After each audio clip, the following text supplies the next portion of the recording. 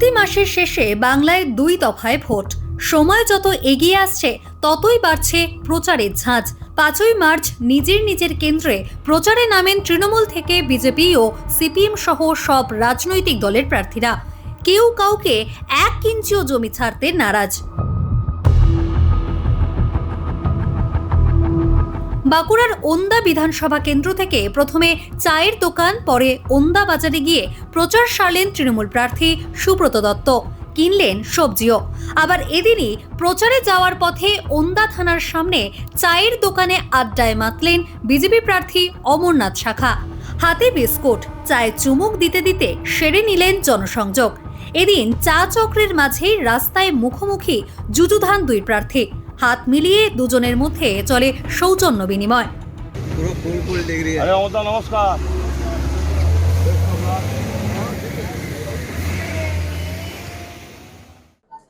দেখলাম যে বিজেপি প্রার্থীর সঙ্গে দেখা হলো, বেস্ট অফ লাক। অবশ্যই দেখা হলো, যখন উনি আমার সিনিয়র, উনি আমার বয়সে সিনিয়র, রাজনীতিতেও উনি আমার সিনিয়র, বয়স অনুপাতে উনি আমার অনেক আগের থেকেই রাজনীতি করছিল। দেখা হলো, এটা তো আমার পারিবারিক কালচার। মানুষের সঙ্গে আমার সম্পর্ক আছে, কারণ মানুষকে নিয়ে আমি চলি, মানুষের পাশেই থাকি। আমি ওই ভোটের সময় বেরোয়নি যে কখন ভোট আসবে তারপরে আমি বেরোবো।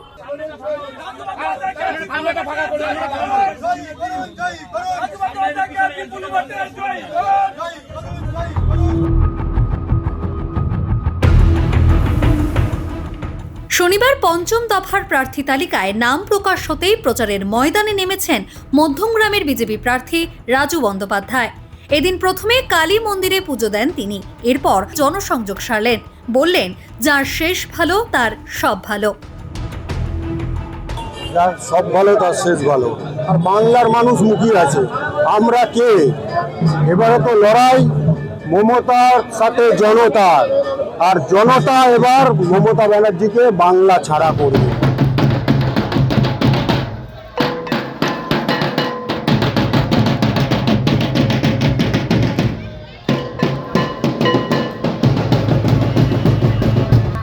বাগুইহাটির 26 নম্বর ওয়ার্ডে শ্যামবাবার মন্দিরে পুজো দিয়ে বর্ণাঢ্য শোভাযাত্রার মাধ্যমে এলাকায় জনসংযোগ সারলেন রাজারহাট গোপালপুরের তৃণমূল কংগ্রেসের তারকা প্রার্থী অদিতি মুন্সি।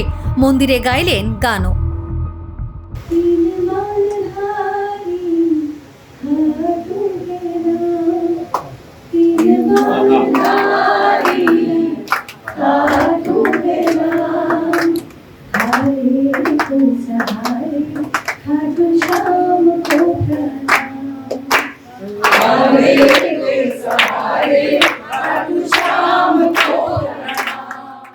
বার্তা নিয়ে যাওয়ার কিছু নেই, তাদের সকলের সঙ্গে দেখা করবো, কারণ বার্তা তো নতুন করে দেওয়ার কিছু নেই। তারা প্রত্যেকেই দেখেছে কি 5 বছরে কী কাজ হয়েছে না হয়েছে, তাই নতুন করে বার্তা কিছু দেওয়ার নেই।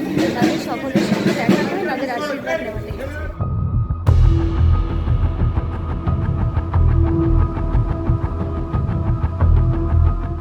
কর্মী সমর্থকদের বিপুল উৎসাহ উদ্দীপনার মধ্যেই এদিন প্রচার সারলেন পানিহাটের বামফ্রন্ট মনোনীত সিপিএম প্রার্থী কলতান দাশগুপ্ত।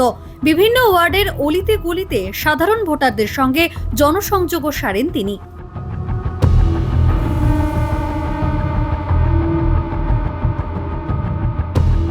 এছাড়াও এদিন চুঁচুড়ার বিদায়ী বিধায়ক অসিত মজুমদারকে পাশে নিয়ে প্রচার সারলেন তৃণমূল কংগ্রেস প্রার্থী দেবাংশু ভট্টাচার্য। পোলবার গ্রামে পায়ে হেঁটে প্রচার করলেন তিনি।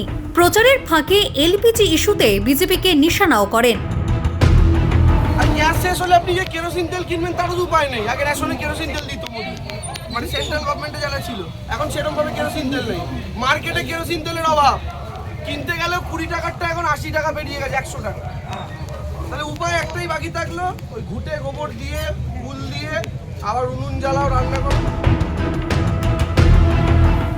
বাংলায় 23শে এপ্রিল প্রথম দফার নির্বাচন, দ্বিতীয় দফার নির্বাচন 29 তারিখ। সুতরাং হাতে আর মাত্র কয়েকটা দিন।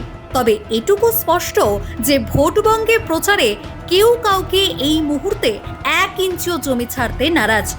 ব্যুরো রিপোর্ট, এই সময় লাইভ।